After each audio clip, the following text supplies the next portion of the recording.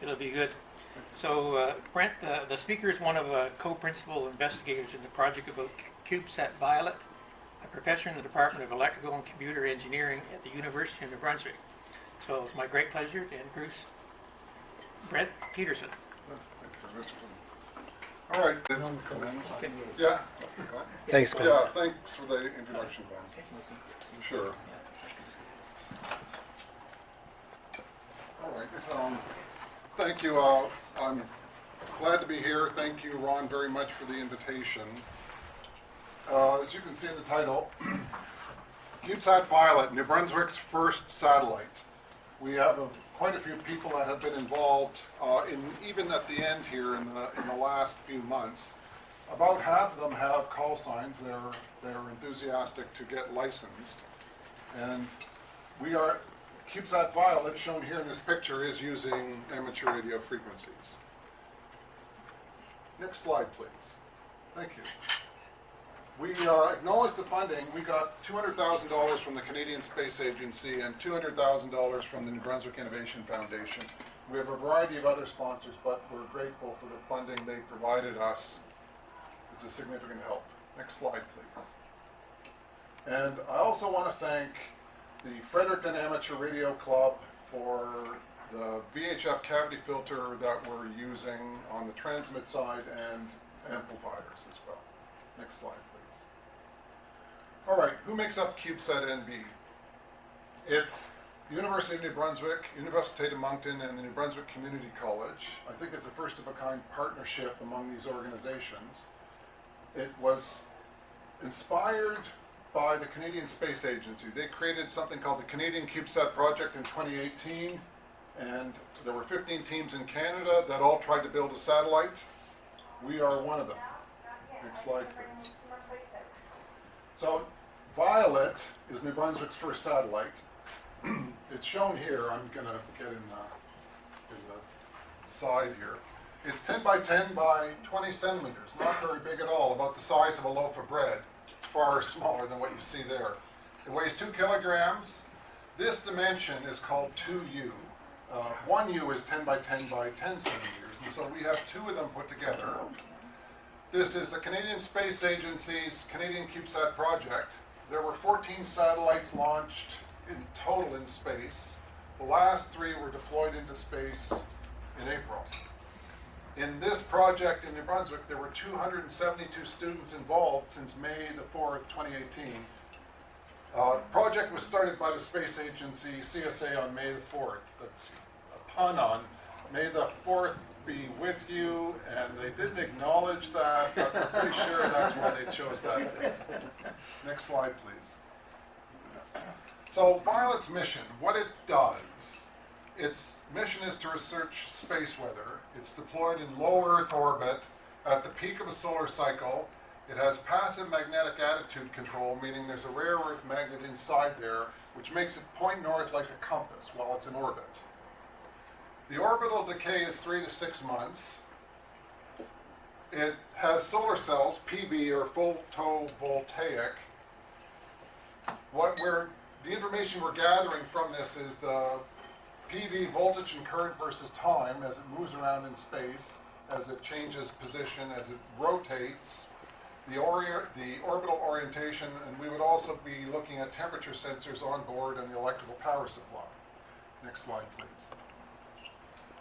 So in terms of timeline management, successes and failures, we started on May the 4th. From 2018 to 2024, the student education was fantastic. The largest project, we think, in the history of the University of New Brunswick in terms of the number of participants, until some vice president tells me, oh, no, this project had more. But no one's told me that yet, or our group that. So there have been successes and failures. In January 2023, we concluded that we could not meet something called the third integration. It was the third and last batch of satellites that would be collected together and put into space. In March 2023 was that integration, which we missed, so we thought we couldn't get a satellite into space. And then the Canadian Space Agency announced there would be a fourth integration in November 2023. And my daughter, who understands deadlines in school, said to me, wait, and I'm a professor at a university. My daughter said to me, wait, Dad, the Canadian Space Agency gave you an extension? To which I said, yes, and now the students in my classes know that, and so I kind of have to be a little less of a drill sergeant and allow them extensions. But this was a fantastic opportunity for this final integration. There were some instruments which couldn't be finished in 2023. This was the plan. Do we launch without those instruments or not? And we decided no, there's too much to be gained from continuing. This year, March 21st, the satellite was launched from the Kennedy Space Center to the International Space Station as part of some other satellites. On April 18th this year, it was deployed into space from the International Space Station. And from June to September, Violet is in orbit. Next slide, please. This is a picture of us at integration, November 27, 28, 2023. We're wearing clean room equipment. You can see Violet on the table in front of this group of people. I think 4 of them have amateur radio license in that group. So we delivered this to the Canadian Space Agency at that time. They provided the way to get it into space. Next slide, please. This box is called a deployer. So, Eli, do you know how to zoom? Zoom? I'm going to try that, okay? Oh, it's working. Yeah, you can, yeah. All right. This box is called a deployer. There's a door on this side. On the back here, there's a spring. And you can see Violet at the back. There are 2 other satellites here. This satellite is called Killick-1. It's from Memorial University. This satellite is called QMSat. It's from the University of Sherbrooke.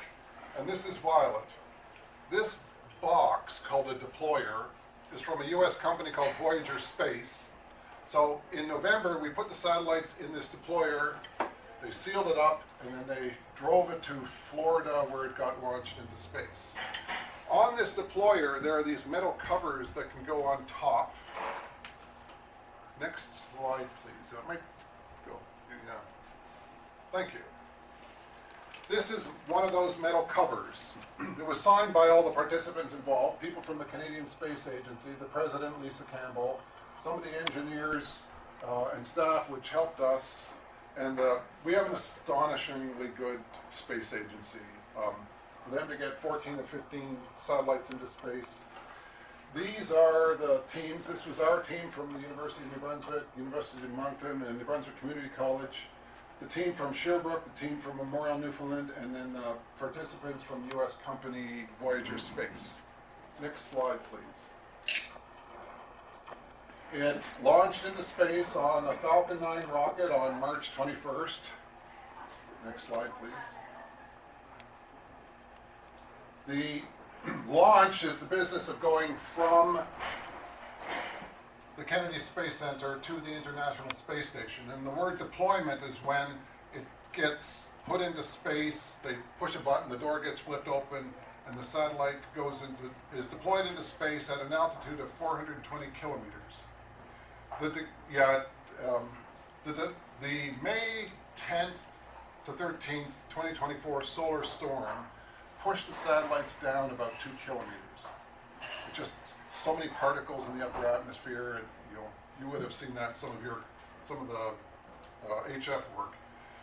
In 1 to 4 months, it will burn up in space as it decays, kind of near an altitude of about 250 kilometers. So we only have 1 to 4 months left. Next slide, please. Now we're at slide 13 of 21. So project management, generally, start early, leave lots of time for slack. We only had time to build 1 science board. Buy the rest. This is a buy versus build, meaning mostly buy. You only have time to build 1 board. what would you choose? And we had kind of two choices, educate many and not launch, or educate a few and launch. And we had kind of both worlds, because we educated a lot of students, and then we got a second opportunity to finish educating a small number and then launch. And I'm not sure what's better. When you educate many, they've got excellent jobs in industry in Canada. Next slide, please. The regulations were crazy on this. There's radio licenses from the International Telecommunication Union, still working on that. We have licenses from Innovation Science and Economic Development Canada. Violet uses amateur radio frequencies, and so in space it has a developmental/amateur radio license, but on the ground it has a developmental spectrum license. And our ISED did a great job in managing the difficulties with that, because in Canada there are no regulations for an amateur radio service. And so ISED had to find a way to do that. And some of this project prompted the Radio Amateurs of Canada to work with ISED, and they're making changes to make that happen. And that's a good thing that came out of the project. We had to deal with controlled goods. A velocity and altitude unlocked GNSS receiver, meaning like a GPS in your phone, is not velocity and altitude unlocked. But if it is, it becomes a controlled good. And the regulations associated with it are just, you have to follow all the regulations. There's an RSSA license. RSSA means Remote Sensing and Space Systems Act. It's a statute of Canada. And in the annual general meeting in Moncton of the Radio Amateurs of Canada, they brought to our attention, look, all these teams in Canada are using amateur radio frequencies to send information from space to Earth. A lot of them have cameras. They're taking pictures from space and transmitting them to Earth on amateur radio frequencies. And in the RSSA, it says, because Canada has treaties with other countries, you have to encrypt images from space. And so, how do you do that? RSSA says we must encrypt images from space. Amateur radio, you can't encrypt.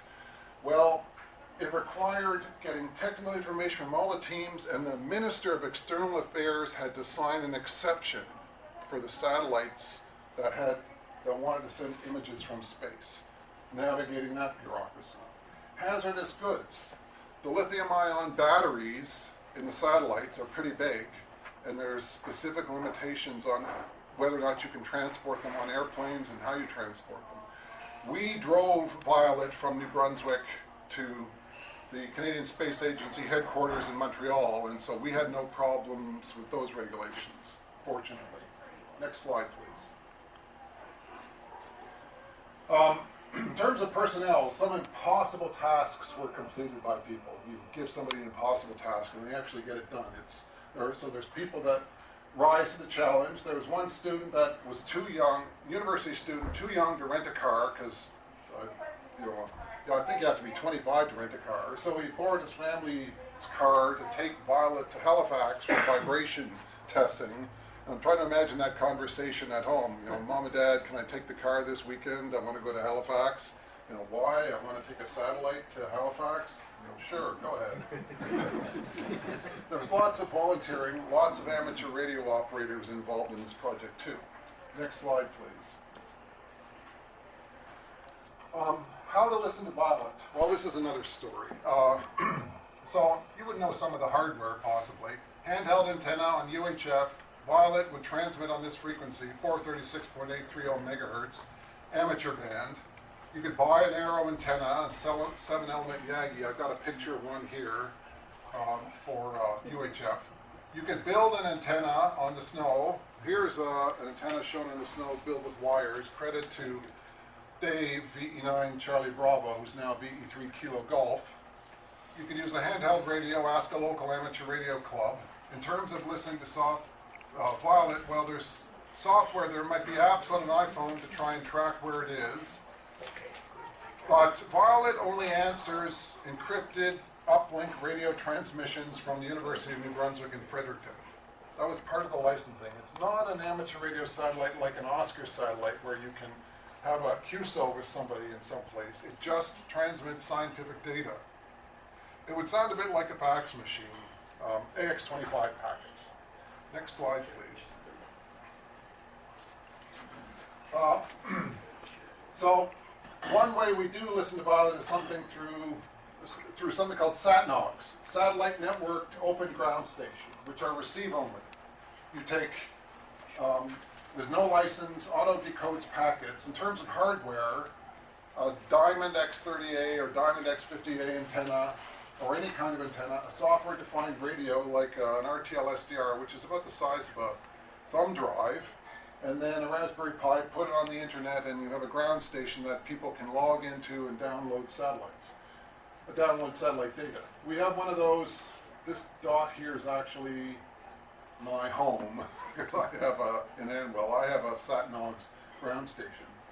But we have one at the University of New Brunswick, and if you saw a green box for a week beside Violet's name and some of the observations, then you know we've communicated with Violet. We plan to try and transmit messages from orbit as well. Next slide, please. This is the Earth station equipment at the University of New Brunswick. You can see it on Windsor Street. There's an S-band antenna. At the moment, we're not using S-band. There's a VHF Yagi on the uplink, cross-polarized 12.3 dB gain. There's a UHF Yagi for the downlink, 15.5 dB gain, and it's also circularly polarized. Next slide, please. Earth station operations if Violet answers. Now, some of you may already know that it hasn't answered our transmissions. We've sent, if it does answer, the downlink is 9,600 bits per second, 1,620 samples of telemetry, 6 minutes to download all the data, and then after 92 minutes, it orbits in a low Earth orbit. Every 92 minutes, conceptually, it passes over New Brunswick, and it could have more data. And the plan would be to do scientific analysis of the data. Next slide, please. So at the moment, Violet has not answered. And so we've sent perhaps 200,000 uplink messages since April 19th. From an antenna with a 12.3 dBIC gain on this uplink frequency with 7.5 watts of antenna input power. Our plan is to modify our radio license, borrow or buy a VHF amplifier, and go from 10 watts to 100 and 100 watts to 1,000 watts. So in fact, if anybody in this room knows where I can borrow a 100 watt to 1,000 watt VHF amplifier for 145 megahertz, please let me know. I might consider buying one myself. I'm a ham. I don't need a kilowatt to have a QSO on a satellite, but I might like to know. Next slide, please. All right. So our group does appreciate being able to present this to you. Do you have any questions? What does the acronym stand for, Violet? It's not an acronym, but that's a great question. In fact, I don't have that in the slide, although it's capitalized. We had one name at one point, and then we had a big group meeting, and after some extensive amount of discussion, we decided to name our CubeSat after the floral emblem of New Brunswick, the purple violet. And so we just chose to capitalize Violet at the time, but it's not an acronym. Thanks for asking. In fact, we think it's a pretty good name, but I've also heard some people say, why didn't you name it after, flowers don't fly, and satellites are sometimes called birds, so why don't you name the satellite after New Brunswick's bird? And I guess that's a chickadee, so could have been a name, and I think it was discussed, but we settled on Violet. What exactly is the data you're going to receive? It would be on Violet's mission. I mentioned how some instruments couldn't be finished. We were trying to finish a GNSS receiver, and it couldn't get done in time. So the data that we're going to receive is the voltage and current versus time as the satellite rotates, and depending on its attitude. So we're studying, we plan to get scientific data about orbital dynamics in low Earth orbit at the peak of a solar cycle with passive magnetic attitude control and hysteresis rods. But all the data that we would be able to collect from it are the voltage and current versus time from a solar panel as it rotates and has different attitudes, or the temperatures on board. So it's like a Q meter. A Q meter. Yeah, which measures like coulombs or. Yes, yes, yeah. Are there other questions? Yeah. If it's not transmitting back to you, are you learning anything? We've learned an astonishing amount in the last 5 years. There are 5 alums who have excellent employment. There's somebody at the Canadian Space Agency. There are 4, pardon me, at MDA who are in Montreal and Brampton. One of those alums is working on Canadarm3. The others are working on a variety of projects. So they've had fantastic education in space to get to this point. Something else that I only realize now is not shown on this that I should add to my slides is that we also have a symbol on CubeSat Violet on the side which points down to New Brunswick as it flies over New Brunswick, and it's a symbol of the people in Mi'kmaq language. So we had someone at UNB write that symbol on. So in addition to learning, there's symbolism from that being flown over New Brunswick. The education, coming back to your question about the education, so I said, this was the dilemma we had. If we would do this again, do we, here we have 2 choices, and we kind of saw both. One choice is we educate a lot of people, they get excellent careers in the space industry, but we don't launch. And the other one was we educate a few people, and we launch a satellite to get a bit of plastic and metal in space that will eventually burn up, and we would get scientific data from it.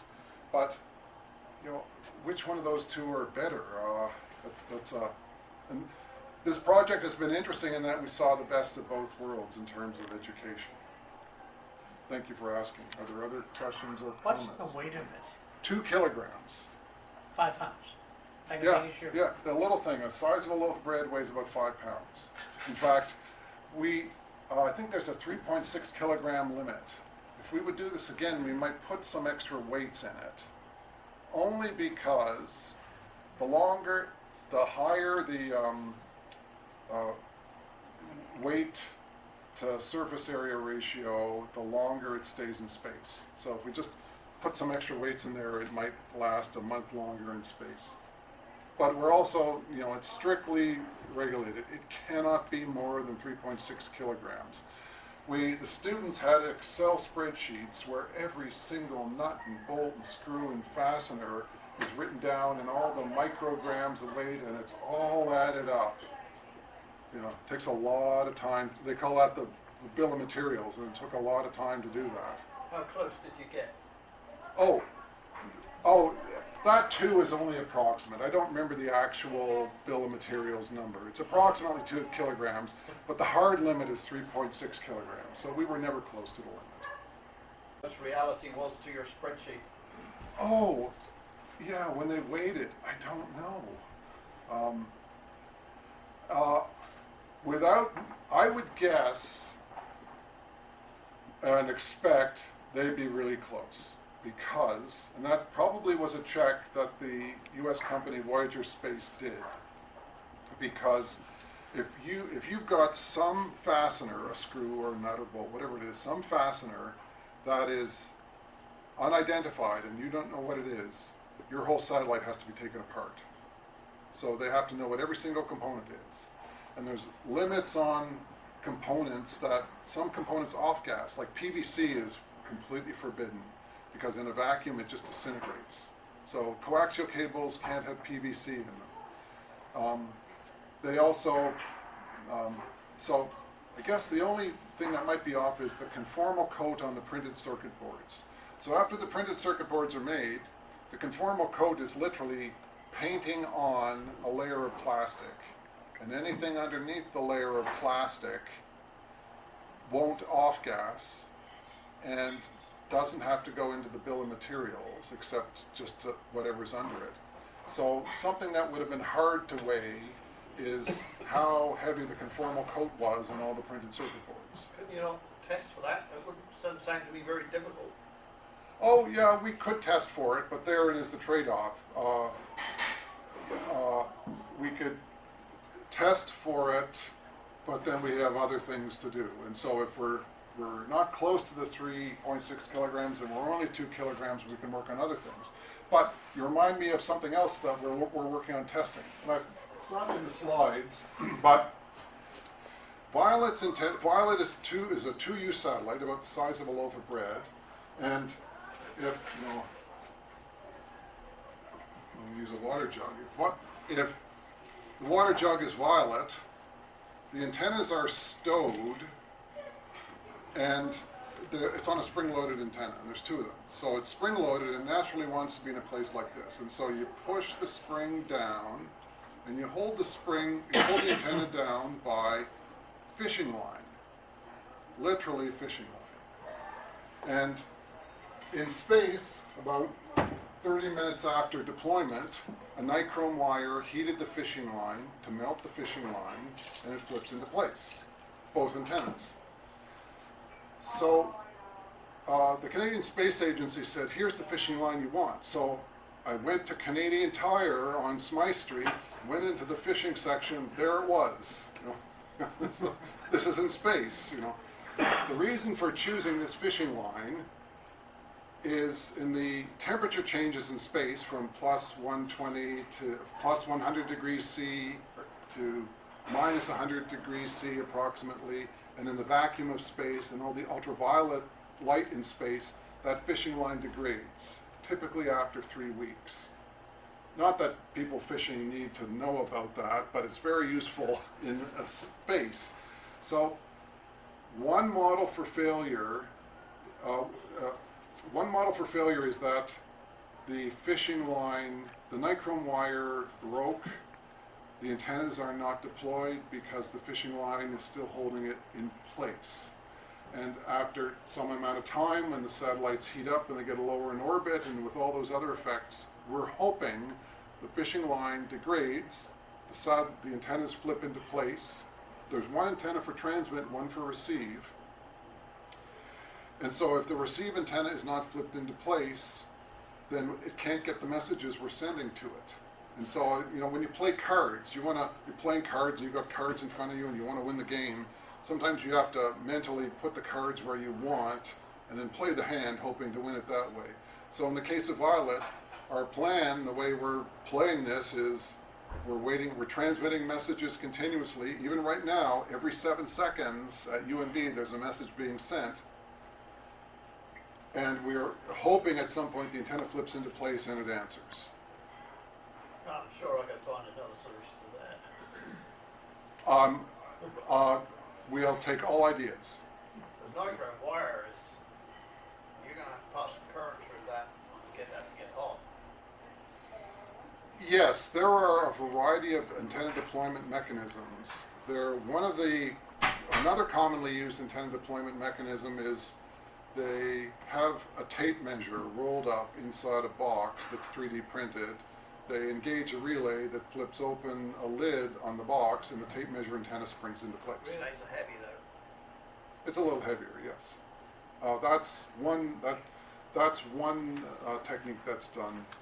Another, lessons learned, if we were to do this again, we might make an electrically long, physically short antenna. If you had on the solar panel a meander line antenna that was matched to 50 ohms, then you wouldn't have to deploy it. And so, that's another, Maxwell had designed the antenna for Oscar, I believe. I'm sorry, No, Maxwell. there was the guy who designed the circular polarized antenna for, I think it was AMSAT. For one, Probably about 20 or 30 years ago. More than that, actually. Yes, in fact, one of the things we had on the board was S-band, 2 gigahertz antenna. And you can make a dipole on a solar panel for S-band. It's small enough and it would work. We transmit on VHF uplink, and so Violet receives on VHF and transmits on UHF. So the 16 centimeter rod antenna for UHF is a pretty close match. And One of the problems you have with satellites is as they rotate, your antenna, if you have a polarized antenna, you have a problem. we have polarized on the ground station, but the satellite, Violet is more or less a linearly polarized It's signal. not rotating. Well, it's linearly polarized, but because of passive magnetic attitude control, I needed to bring a Violet model here. Violet will, it follows the magnetic field lines of the Earth over New Brunswick. Maybe if I use my wallet, I know. Over New Brunswick, Violet will be pointing down. Like, it follows the magnetic We're field nearly lines. at the North Pole. Yes. We're getting close. Yeah, the declination is about 15 degrees. If you set your compass to point to the geographic north, you've got to put about a 15-degree offset because your compass points to the magnetic north, right, if you're in the forest. But that's the declination, 15 degrees off. But the inclination of the magnetic field in New Brunswick is about 70 degrees down. So Violet's pointing down when it's over New Brunswick, and the antennas are this way. But because of the different passes, you know, you might see a pass straight overhead. And then at some point you might see a pass this way, and the passes are 10 minutes. And Violet's rotating about 10 degrees per second. And so eventually we're going to get a reasonable antenna configuration and orientation that we could make radio contact with it. So, Walter Maxwell, I think is his name. Walter Maxwell, okay. For one of the AMSAT satellites. Yeah, I've got his book. Oh, I'd like to talk to And you he about just that. had, I mean, he had a lot of constraints like you, very low weight, very small, Yeah. had to work great. About 4 watts, I think, from the solar panels. And those solar panels cost about $4,000. And they're really efficient solar cells. That if you just go buy a cheap solar cell in a garage sale, they're not, maybe they produce a lot more heat than electrical energy, and so they're not as good in a space application. Are there other questions? Yeah. Quick question there. You know for sure it's the antenna is the problem? It did not deploy? Don't know that. We don't know, and there's 2 antennas. So there's a receive antenna, and that's the one we're hoping it will deploy soon. The transmit antenna, we actually have a sense switch there, so that if the transmit antenna is not deployed, we don't transmit into a stowed antenna. The radio transmitter needs a matched antenna.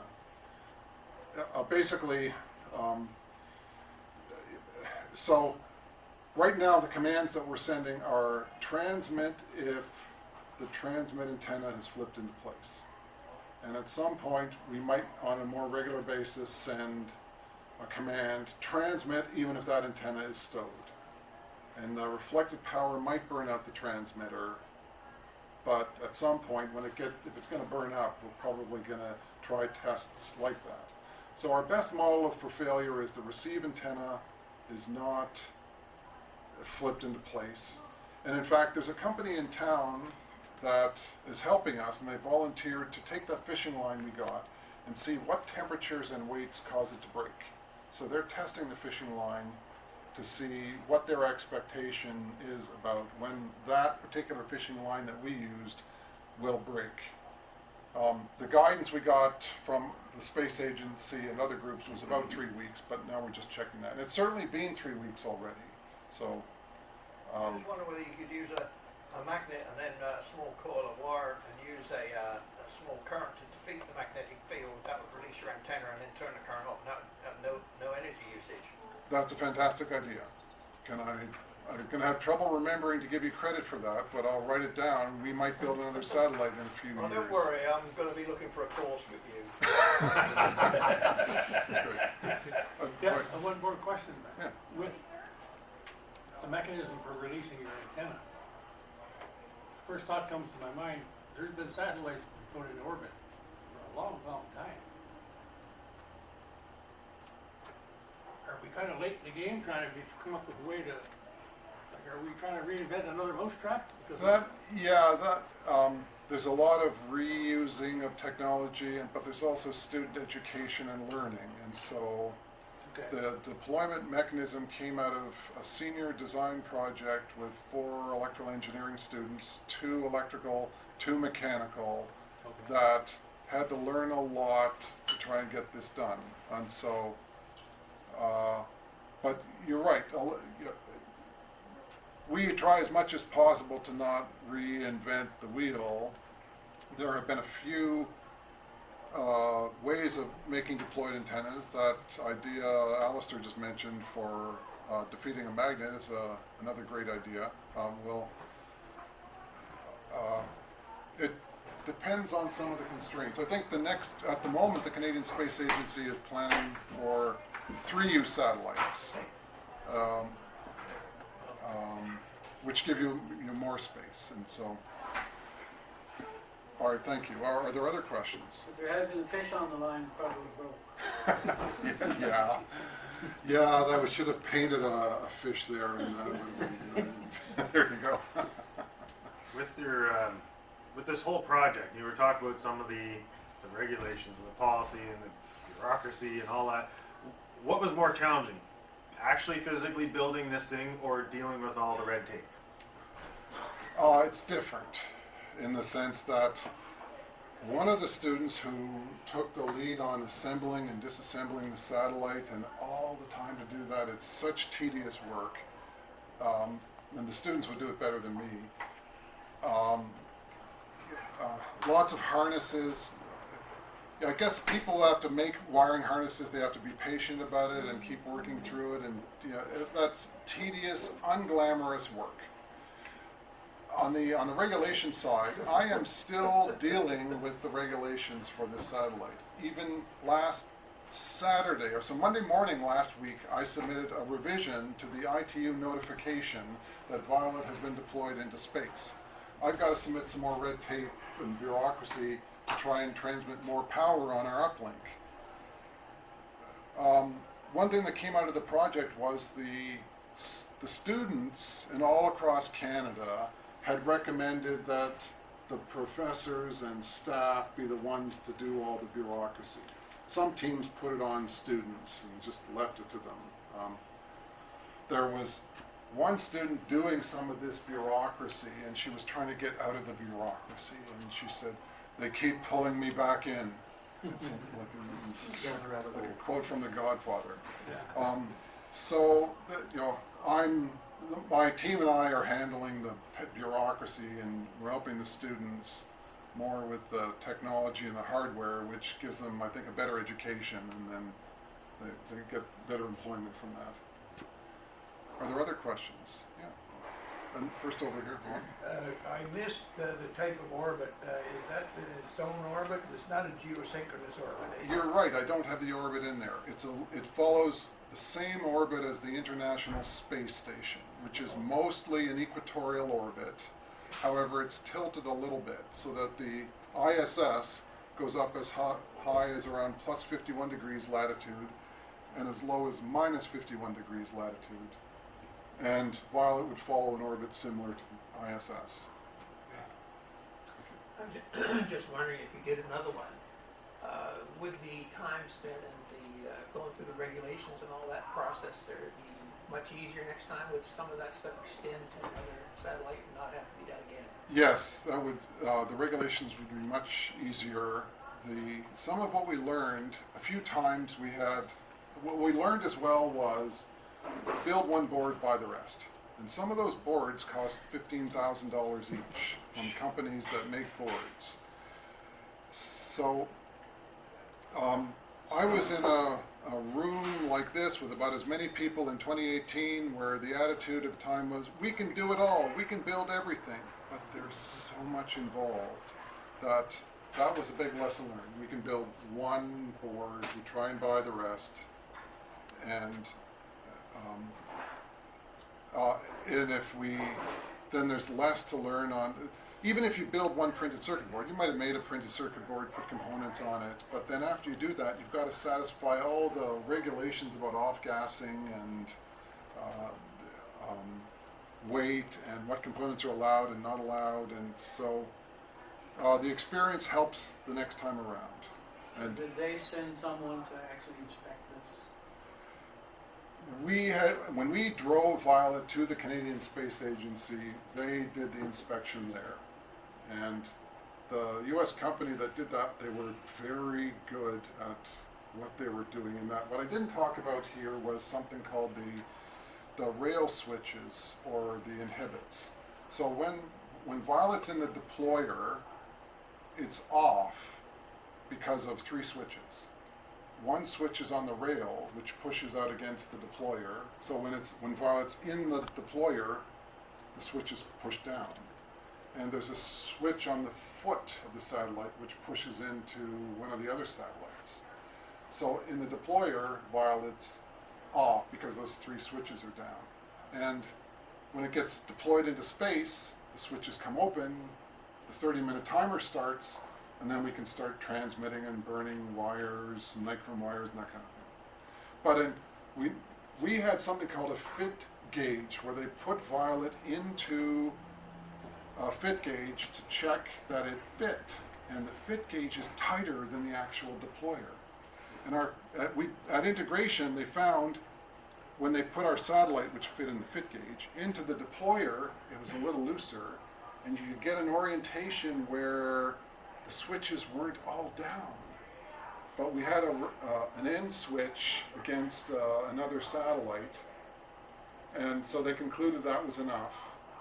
There were other things you could do. You can put something called Captain tape on the switches to just make them thicker so they're depressed. So there were these kinds of inspections done, and something else. In a satellite, everything has to have secondary locking because of vibration, things can come loose. So a screw put down or a fastener also has to have a spring around it so that if it comes loose, it can't unscrew. Or what's more commonly done is before they put the fastener in, they paint it with thread locker. Either red thread locker, which is hard to break, or I think blue thread locker you can break. So they painted the fasteners with blue thread locker and assembled it. So every fastener that goes in, they have to paint it, thread it in. Well, we had a problem in that one of the nichrome wires broke in the lab. They had to redo the locking mechanism, which required taking a solar panel off, which had all been thread locked in there, and hammering the thread strip and hammering the fasteners to get them back out. Someone managed to crack a solar panel, and just a small crack in one corner, but flex can come off, and the crack didn't spread. They covered it, I think, in conformal coat as well, but the company noticed that in the inspection too. And so the inspection was very thorough before it went in. Thanks for asking. Are there other questions? So prior to, Do you know for sure that it wasn't a battery failure, for example? So you don't know whether you had power to melt that nichrome wire or not? We can't know, but I come back to that battery pack and board was bought from a company called ESIS Space in the Netherlands. It cost us $15,000. It cost us $5,000 for the battery inspection report that we had to give to the company.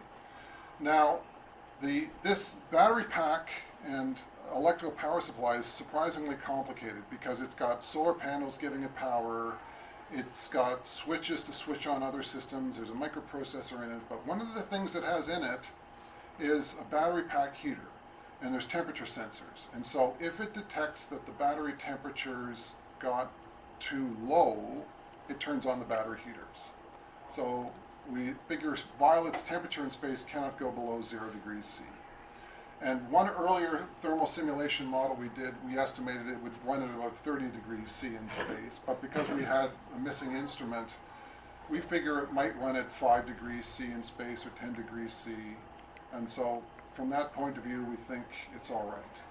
Now, so I would add too, we learned in thermal management, if you don't pay attention to the temperature in your satellite, very likely what's going to happen is it'll either run too cold and you can get freezing, or it'll run too hot and other systems fail. So right from the beginning, we had to pay attention to the temperature. But because we figure we're less than 30 and it can't be lower than 0 on the battery pack, and because the battery pack was commercially made and they've done this for many organizations have bought these battery packs, our most likely thing that's wrong is our own homemade antenna system as opposed to the battery pack. I understand that. Yeah. Why was there a requirement to delay the deployment of the antennas? That is it comes from NASA. When the satellites are deployed into space out of that box called a deployer, NASA doesn't want the satellites doing anything until they're 30 minutes away. So it's just a safety feature. They don't want antennas being flipped out and radio transmitters starting as soon as the moment it enters space. Yeah, because that was the simplest solution, like just fire it out the deployer and get the antennas spring out. Yes, and well, in fact, if I go back to my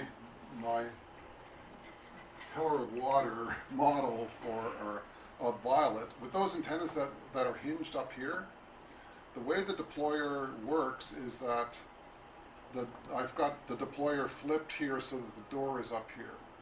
So if that nichrome wire had broken, or the fishing line had broken, and when the Violet was in the deployer, the antenna would have flipped out like this against the wall of the deployer. And so we had to be careful about the orientation in the deployer so that the spring would still be hard enough to push it into space. When we saw the video done by NASA of the satellites being pushed into space, we just saw a box come out. There was no satellite so there were no antennas that had flipped out prematurely in the deployer. The questions are great. Any more questions, What kind of comments? speed? Oh, sorry, I saw Ron and then, Just a comment, would it be safe to say that this was a considerable learning process for all concerned? everyone, yes, fantastic. I got into this hobby in 2010, fantastic hobby, and the skills I've learned in this hobby helped on all the radio side of it as well. And the fact that even as amateurs, how long it takes to build things and get it running, and things that go wrong and troubleshooting, that skill helped, and so those skills helped. So it was a great experience that way. What are you using? I'll come back. There was, How fast does that come up the deployer? 4 meters per second or something. It's not that fast. There's a YouTube link I could probably find where you see it when push out. Sorry. Sorry, how are you doing the heating and cooling? Are you using like Peltier effect pads? No, the battery pack has its own heaters, which would begin heating the battery pack before the battery pack got too cold, before the batteries got too cold. Largely, the only way the satellites can dissipate heat in space is just from black body radiation, from infrared. So when they're Violet orbits every 92 minutes, so for 45 minutes it's in the sun, and then for 45 minutes it's in the dark, but it's hot, and so it just radiates heat off into Couldn't space. use Peltier effect. Well, you could do that to move temperature around from different parts of the satellite. If you thought one part of the satellite needed to be cool, it depends on the instrument. If you had an instrument we didn't have any instrument that needed to be particularly cool, but if there was an instrument in the satellite that needed to be cool, then you might be able to move heat to another part of the satellite for it to be radiated into space from black body radiation. For questions or comments? Did you have a video when it's deployed from the space station? The deployment process, and is that all videoed? Yes, NASA videoed it. I suppose if you looked at CubeSat NB and news, if you Google CubeSat NB, you probably find a news link, and then in there would be a link to a YouTube video that NASA did of the launch and the deployment. I see. Yeah, thank you. So going forward, having acquired all this knowledge, are you going to make another one? Yeah, our plan is to make another one, where we've had meetings about that and lessons learned, what we would do differently. So that, you know, this was a 2018 6-year process. Lots of students trained, so, you know, this is another 6-year process.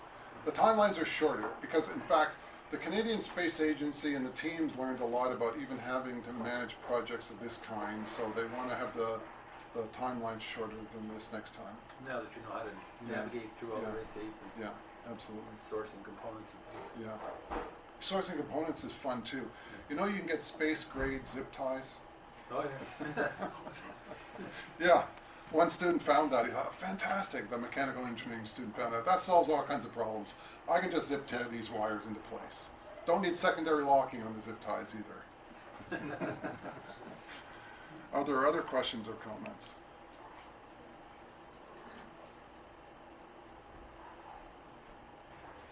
Well, I did make this short because I know I get lots of questions, so I really appreciate those questions. So, all right. Thank you. Thank you very much. Thank you.